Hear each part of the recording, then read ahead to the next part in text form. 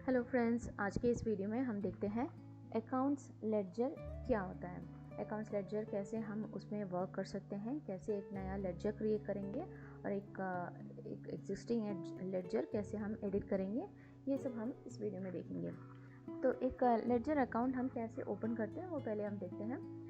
उसके लिए आपको पहले अकाउंट सेक्शन में जाना पड़ेगा और यहाँ पे है ऐड/एडिट लेडजर्स। एक नहीं तो ये आप ओपन कर सकते हो, नहीं तो फिर मास्टर्स के अंदर यहाँ पे चार्ट ऑफ अकाउंट्स है, ये भी ओपन करके आप लेडजर अकाउंट ओपन कर सकते हो। नहीं तो फिर हमारे यहाँ पे डैशबोर्ड के अंदर अकाउंट सेक्शन में यहाँ पे एक लेडजर मास्टर है, वो भी आप क्लिक करके ओपन कर सकते हो अकाउंट्स लेडजर क्रिएट करने के लिए। अब ये एक अकाउंट लेडजर होता क्या है। अभी हमारे कंपनी में बहुत सारे अकाउंटिंग ट्रांजैक्शंस होते होंगे, तो हर एक ट्रांजैक्शन हम एक लेडजर के ज़रिए जब हम अपनी कंपनी में वो ट्रांजैक्शन रिकॉर्ड करते हैं उसे हम लेडजर कहते हैं। मतलब कि हर एक ट्रांजैक्शन के लिए एक एक लेडजर रहेगा।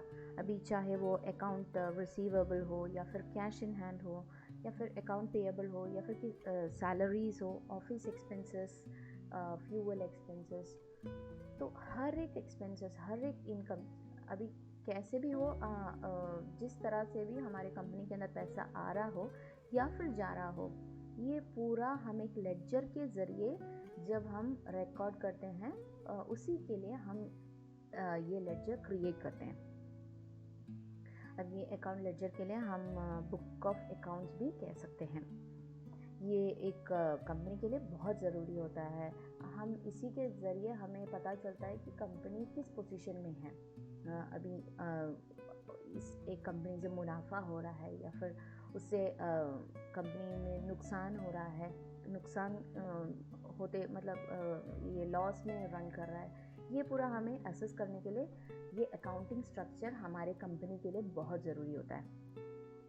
अब ये यहाँ पे बेसिक स्ट्रक्चर यहाँ पे ऑलरेडी क्रिएट किया हुआ है, ये मैं एक एक करके आपको बताती हूँ। तो जो बेसिक क्लासिफिकेशन है यहाँ पे अकाउंट स्ट्रक्चर, वो क्लासीफाई किया है बैलेंस शीट और profit and loss account statement. ये दोनों बहुत ही ज़रूरी होता है एक कंपनी के लिए, दोनों स्टेटमेंट्स। अब एक बैलेंस शीट क्या होता है? बैलेंस शीट माने कि अभी हमारे कंपनी का जो फाइनेंशियल पोजीशन होता है एक अकाउंटिंग पीरियड में, वो आप ये बैलेंस शीट ज़रिए पता कर सकते हैं। तो इसमें हम क्या रिकॉर्ड करते हैं? पूरा असेट्स, कंपनी का जितना भी असेट्स होता है, वो चाहे फिक्स्ड असेट्स हो या फिर मूवेबल इमूवेबल जो भी है, वो पूरा हम इसमें रिकॉर्ड करते हैं। फिर लायबिलिटीज़ हो, जैसे कि अभी कंपनी ने कुछ लोन लिया हो, वो पूरा हम इसी में, इस बैलेंस शीट में हमें एक समरी के जैसे हमें मिलता है, वो होता है बैलेंस शीट। तो इसमें जो बेसिक क्लासिफिकेशन है वो है असेट्स के अंदर ये छोटा क्लास फर्दर क्लासिफाइड हुआ है fixed assets, investment, current asset, miscellaneous assets. Fixed assets के अंदर देखा जाए तो जो कंपनी कंप्यूटर प्रोग्राम प्रोसेस करता है या फिर माइक्रोसॉफ्ट का जो भी अभी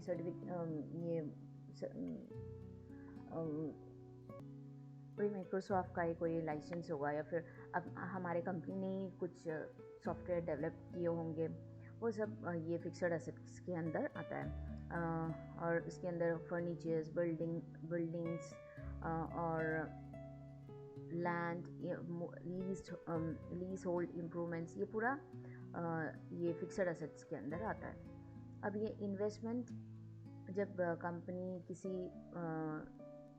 किसी शेयर्स में इन्वेस्ट करती है, तो कभी किसी कंपनी का शेयर ये कंपनी जब खरीदता है या फिर म्यूचुअल फंड्स में या फिर रियल एस्टेट में जब ये पैसा इन्वेस्ट करती है, तो तब जाके ये हम इन्वेस्टमेंट्स के लेडजर में ऐड करते हैं। और ये जो करंट अकाउंट्स हैं, करंट असेट्स हैं, वो होते हैं debtors, banks, cash in hand, loan and advances, unclear receipts. Unclear receipts के अंदर चेक रिसीव्ड और क्रेडिट कार्ड रिसीव्ड होते हैं, मतलब उन्हें चेक मिल गया है लेकिन पैसा नहीं मिला है, तो वैसे वाली सिचुएशंस में ये अनक्लियर रिसिप्ट्स के अंदर आते हैं।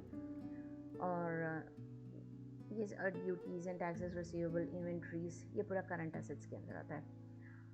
तो ये है हमारा असेट्स का पोर्शन। अब ये लाइबिलिटीज़ मानिए अभी कंपनी का जो लाइबिलिटीज़ है, मतलब जहाँ पे कंपनी का पैसा बाहर जाने का होता है। तो ये है ओनर्स फंड माने कैपिटल, कंपनी का कैपिटल अमाउंट जो होता है वो। और ये लोन फंड माने कि कंपनी कभी कभार ये किसी बैंक से अभी लोन लिया है तो ये लोन फंड के अंदर सब आता है। तो और करंट लाइबिलिटीज़ एंड प्रोविजंस। तो इतना हो गया हमारा बैलेंस शीट। अब इसके आगे हम प्रॉफिट एंड लॉस देखते हैं, प्रॉफिट एंड लॉस अकाउंट देखते हैं। तो जैसे कि मैंने पहले बताया, ये प्रॉफिट एंड लॉस अकाउंट एक कंपनी के लिए बहुत ही ज़रूरी होता है, ये पता लगने के लिए कि क्या क्या कंपनी में प्रॉफिट कर रहा होता है या फिर क्या क्या लॉस में चल रहा होता है, वो सब हमें पता चलने के लिए ये बहुत ही ज़रूरी होता है। तो इसके अंदर फर्दर क्लासिफिकेशन है इनकम माने कि हमारे कंपनी में जिस तरह से भी, किसी भी तरह से अभी कोई भी इनकम आ रहा हो तो वो हम इस इनकम के अंदर आते हैं, इनकम के अंदर डालते हैं। तो income further classified by direct income, और दूसरा है इनडायरेक्ट इनकम। अब डायरेक्ट इनकम के अंदर कस्टमर्स जब एक सेल सब होता है तो वो सब डायरेक्ट इनकम होता है। और इनडायरेक्ट इनकम माने कि अभी कोई डिस्काउंट दिया हो तो डिस्काउंट देने पर हमें थोड़ा मुनाफा भी हो सकता है, तो वो सब इनडायरेक्ट इनकम में आ जाता है। और ये इतने सारे interest receive, damages, sales, billable expense, income, markup, ये पूरा हमारा इनडायरेक्ट इनकम में आते हैं। आगे का है एक्सपेंसेस भी इनकम की तरह। अभी कंपनी में से पैसा बहुत ज़रिया है जब पैसा कंपनी में से जा सकता है, वो हम क्लासीफाई करते हैं डायरेक्ट एक्सपेंसेस और इनडायरेक्ट एक्सपेंसेस में। अभी डायरेक्ट एक्सपेंसेस क्या होता है, फ्राइट चार्जेस या फिर loading and unloading, carriage inward, custom duties, purchase expense, वो सब डायरेक्ट एक्सपेंसेस में आते हैं। और इनडायरेक्ट एक्सपेंसेस में अभी मार्केटिंग करने के लिए कंपनी ने थोड़ा पैसा स्पेंड किया होगा, या फिर सैलरी, वेजेस, और अभी administrative expenses, depreciation, interest given, bad debts, miscellaneous expenses, ये पूरा हमारा इनडायरेक्ट एक्सपेंसेस में आता है। अभी जब कंपनी में से कोई गाड़ी अभी बाहर जा रही है तो फ्यूल एक्सपेंस आता है, तो वो पूरा हम इस इनडायरेक्ट एक्सपेंसेस में डालते हैं। अब आगे जाके है हमारा ट्रेडिंग अकाउंट माने कि जो एक कंपनी में कोई भी ट्रेडिंग एक्टिविटीज़ हो, मतलब बाइंग हो और सेलिंग जहाँ पे होता है तो उसे ट्रेडिंग कहते हैं। उसमें से आपका जो ग्रॉस प्रॉफिट है या फिर ग्रॉस लॉस होता है वो हम रिकॉर्ड करने के लिए हम ये ट्रेडिंग अकाउंट लेजर यूज़ करते हैं। तो इसका जो फर्दर क्लासिफिकेशन दिया है, sales, service, opening stock, purchase, production expense, ये पूरा है सब कैटेगरीज ऑफ ट्रेडिंग अकाउंट। अब है हमारा सस्पेंस अकाउंट माने कि हमें कभी कभार ऐसा लेजर मिल जाता है जब हम पता नहीं लगा पाते कि ये लेजर ये एक ट्रांजैक्शन किस लेजर के अंदर आता है। तो एक टेम्पररी अकाउंट की तरह हम ये सस्पेंस अकाउंट यूज़ कर सकते हैं। तो ये इतना है हमारे सस्पेंस अकाउंट के बारे में, और इतना ही है हमारे ये जो बेसिक स्ट्रक्चर इसमें क्रिएट किया है उसके बारे में। अब हम देखते हैं कैसे एक अकाउंट्स लेजर में एक लेजर कैसे क्रिएट करते हैं। तो इसके लिए हम पहले पूरा जो ये पूरा भी फील्ड्स पूरा क्लियर्ड है, नहीं तो इस तरह से ये क्लियर बटन प्रेस करके आप पूरा क्लियर कर सकते हो। और हम एक नया एक लेजर क्रिएट करते हैं। ओके, तो मैं अभी ओपन कर रही हूँ एक नया ledger, vehicles owned by company। ये है मेरा लेडजर नेम है ये मेरा, और बाय डिफ़ॉल्ट ये एक्टिव रहता है, और ये आएगा हमारे फिक्स्ड असेट के अंदर। ये आ गया। और अब कोई नरेशन सब है तो आप यहाँ पे दे सकते हो, और ये बाय डिफ़ॉल्ट एक्टिव क्लिक रहेगा क्योंकि ये लेडजर एक्टिव है, ये बताने के लिए। यही है हमारा मैंडेटरी फील्ड्स। ये फिलअप करने के बाद आप सेव क्लिक कर सकते हो, और ये हमारे डेटाबेस में आप सेव हो गया, डेटा सेव सक्सेसफुली। अब मैं एक तो अभी जस्ट हम देख लेते हैं ये सेव हुआ है कि नहीं। असेट्स के अंदर हमने ये फिक्स्ड असेट्स के अंदर डाला था, ये आया vehicles owned by company, fixed assets के अंदर आ गया। अब हम ऐड करेंगे एक एक्सपेंस। तो एक्सपेंस के लिए हम एक नया लेडजर क्रिएट करेंगे।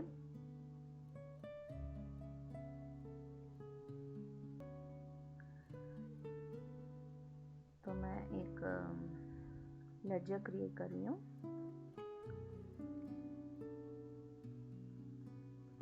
Maintenance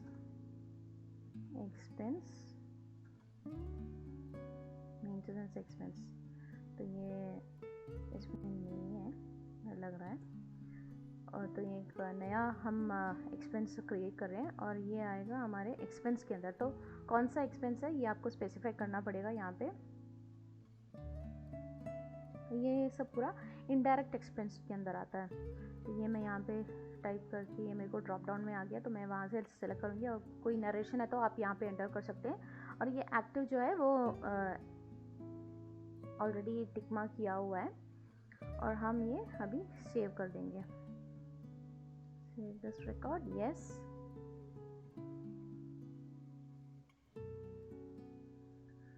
okay,